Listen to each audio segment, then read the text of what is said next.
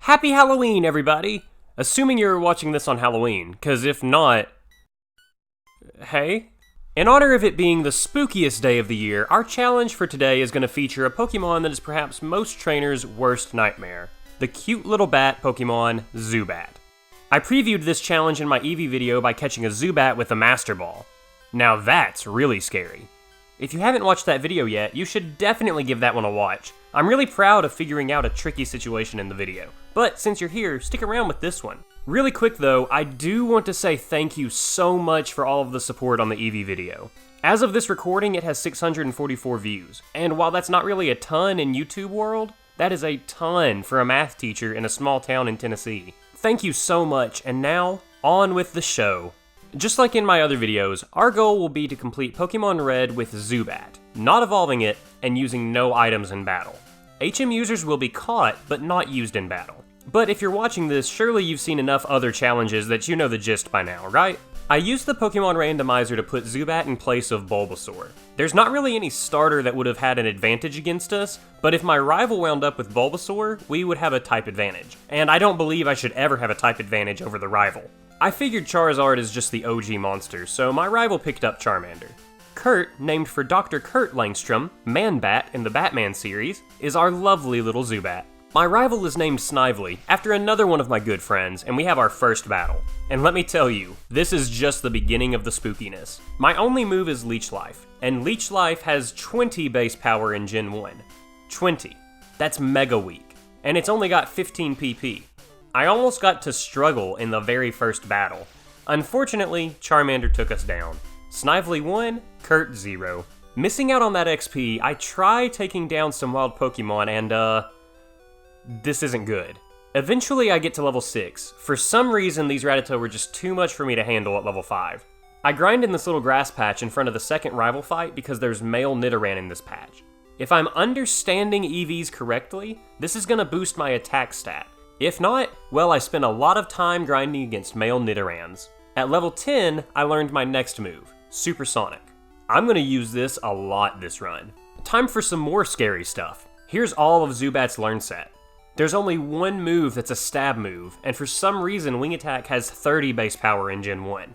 This is the move that I think of as a mid-game flying move, and for some reason it's super weak here. And the rest of the moves just aren't great. Confuse Ray has 100% accuracy for Confusion, and that will be helpful because Supersonic only has 55, but still. I'm fighting an uphill battle. Maybe not as bad as the Weedle run, but this is going to be a lot more difficult than Eevee. Snively is a bit of a pain, but since I have Supersonic, I can confuse him easily. Afterwards, I headed on to the Pewter City Gym. The trainer in the Pewter City Gym is more of a pain than Brock, but that doesn't mean Brock was a pushover. That's just how annoying this trainer is. Diglett isn't that bad, but his Sandshrew is. Diglett can do some damage to me, some runs I never even beat it, but the Sandshrew has good old Sand Attack. Considering how many early game enemies have Sand Attack in Gen 1, I'm surprised that there aren't more stories of Nuzlocke sending quickly. After some good luck with Confusion, Sandshrew was defeated. Geodude and Onix are as pleasant as they always are. What would a Coach Max challenge be without having some trouble at the Pewter City Gym? Hopefully one that happens. Please. This run was my least favorite. I missed Supersonic literally 5 times in a row. That's awful. Geodude and Onix have such high defense. Getting Supersonic off on them is the only thing that can get me a win. Pretty sure I never even got a flinch from Bite on Brock either. So that wasn't very nice. One run took down Geodude and I had about 8 HP left. I assumed this was it, but it was actually the run that got me the win.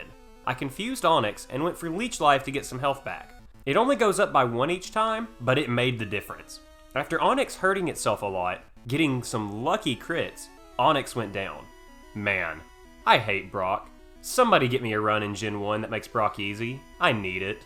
I learned Confuse Ray in Mount Moon, and that has 100% accuracy.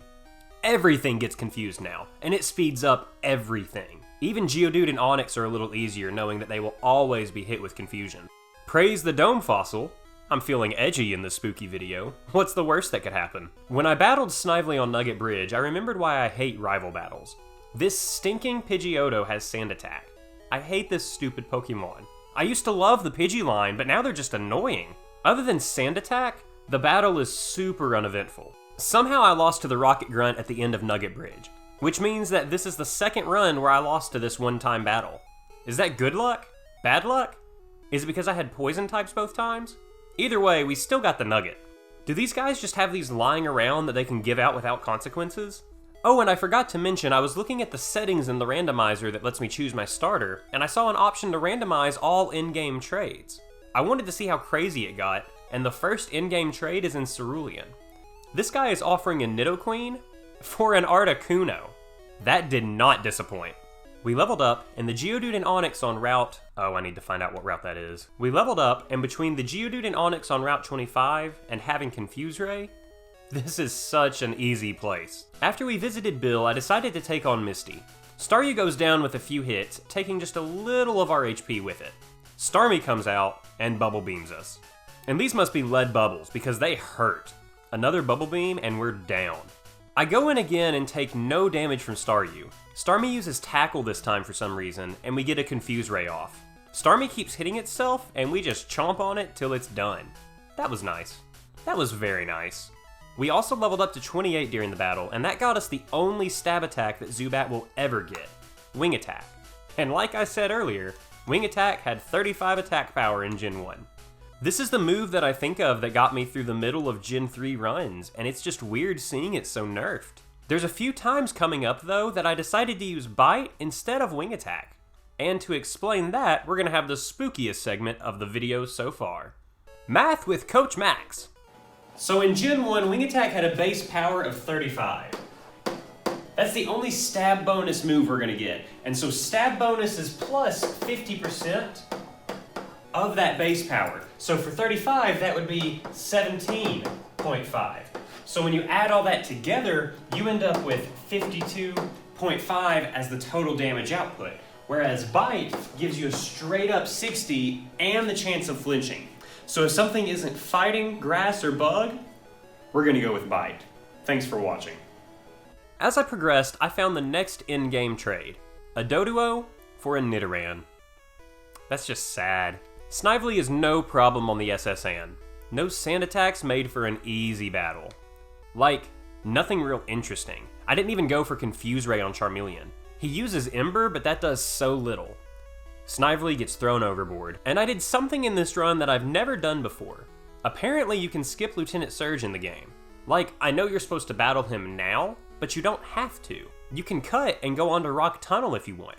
And since we're a flying type, I'm gonna take that skip. I think I could handle it, but I just don't want to risk it right now. Between this, we also picked up our cut user, and Doom. I couldn't think of any nicknames, clever and appropriate nicknames anyway, for Oddish, and since it evolves into Gloom, and Doom just made me chuckle. I found the next in-game trade, and fasten your seatbelts for this one. They are offering a Starmie in exchange for a Mewtwo. That's awesome.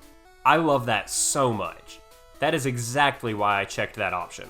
Rock Tunnel just has the usual Geodude and Onix. Slowpoke aren't nearly as big of a problem anymore because I can take them down at such a high level. That one dude that has 2 Geodude and a Graveler was annoying again, but I muscled through here. Hitting all the trainers along the way, we made it to Celadon City. I feel like I always skip the Pokemon Tower since you can't go all the way up without the Sylph Scope. The gym in Celadon was so incredibly easy.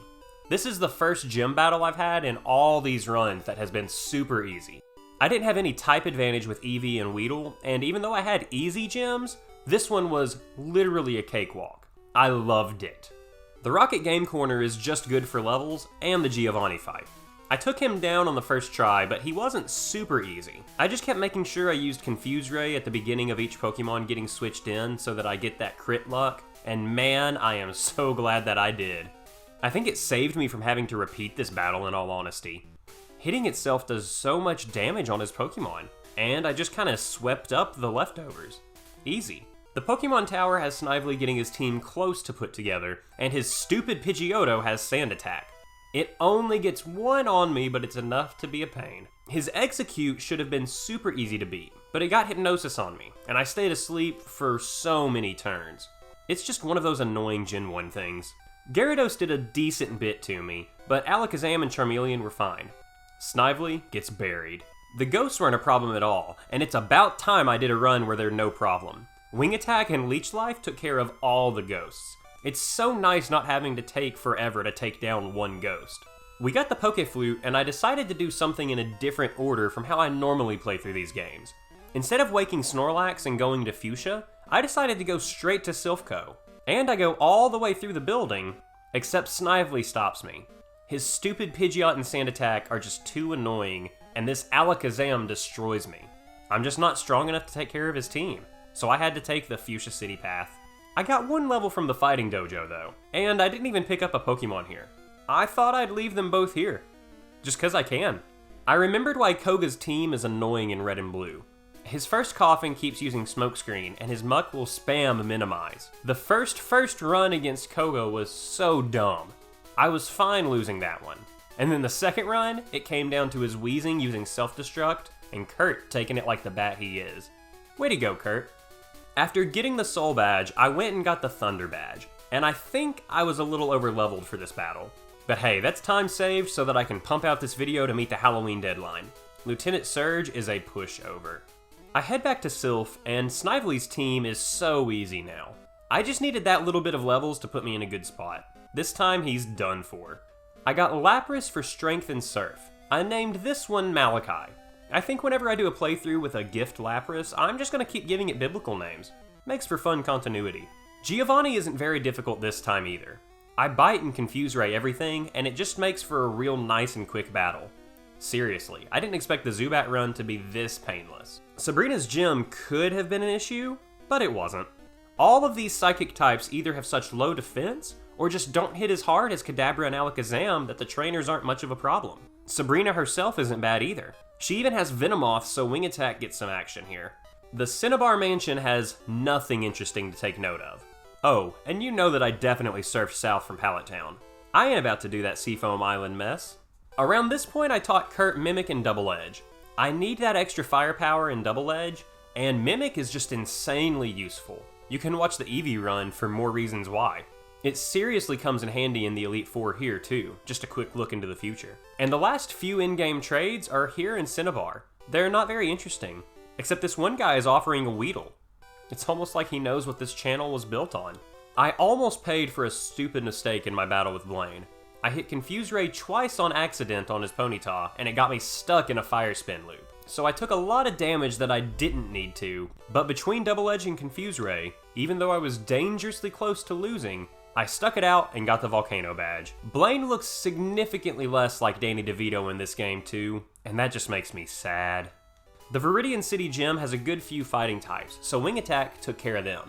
The Rock and Ground types were the usual Confuse Ray strat. Look, it works. Giovanni was nothing. I loved it.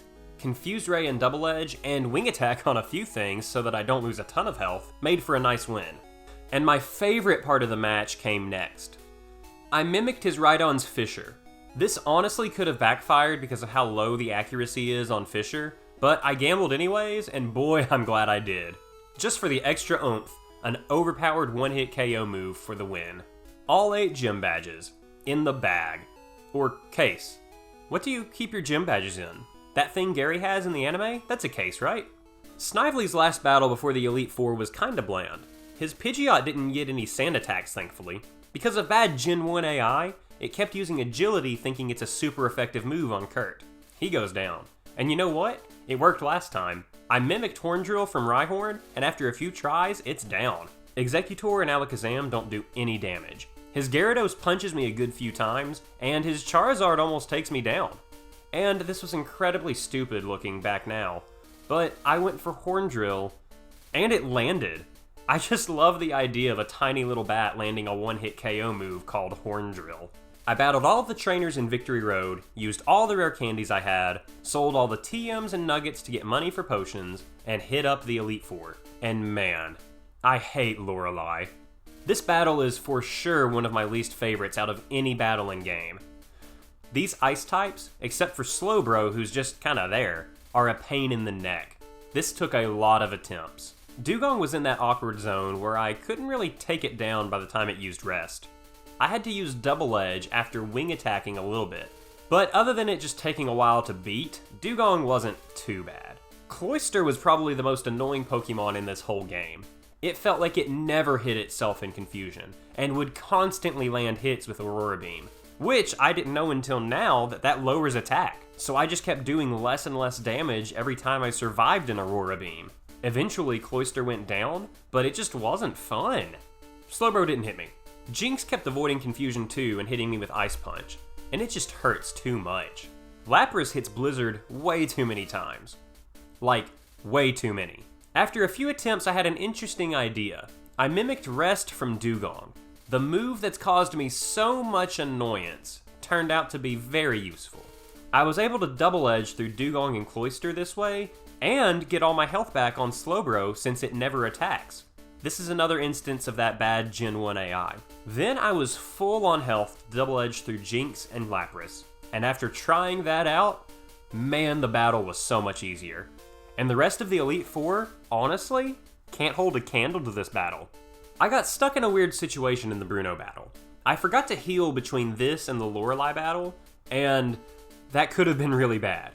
His Onix didn't have any good moves for me to mimic, so I just took Harden. It wasn't the worst thing. This made it so any attacks did much less damage, and I honestly think this saved me. His Onixes kept using Rage, and Rage is trash in Gen 1, so that was nice. And both Hitmons went down to Wing Attack. I only had 39 HP left over on his Machamp, but it hit itself in confusion twice, and Bruno was done.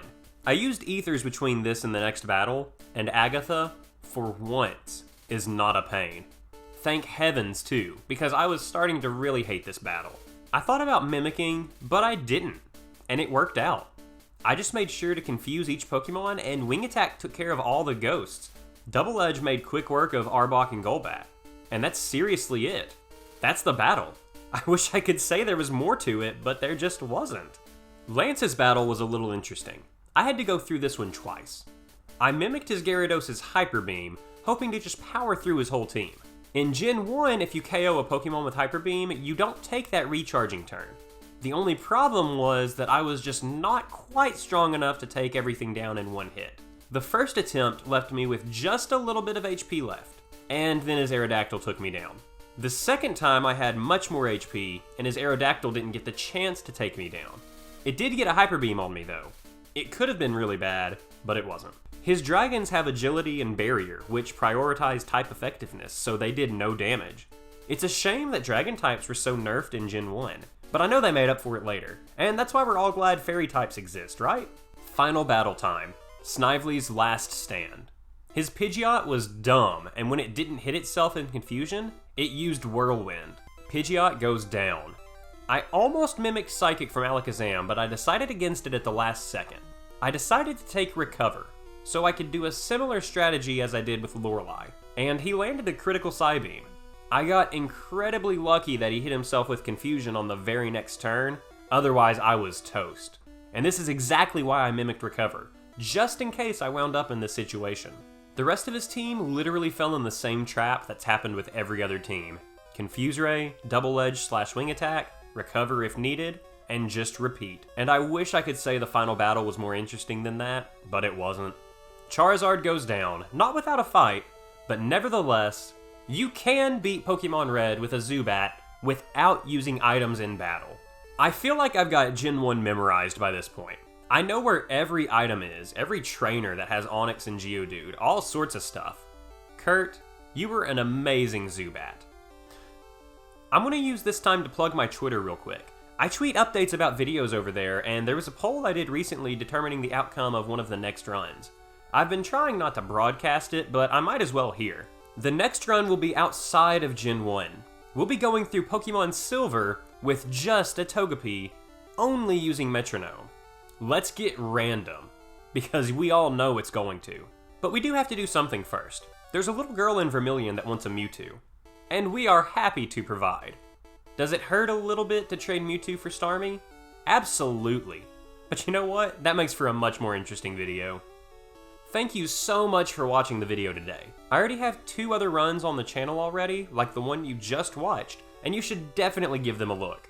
Make sure you follow me on all my social media and subscribe to the channel for more content. Happy Halloween, and until next time, see y'all later!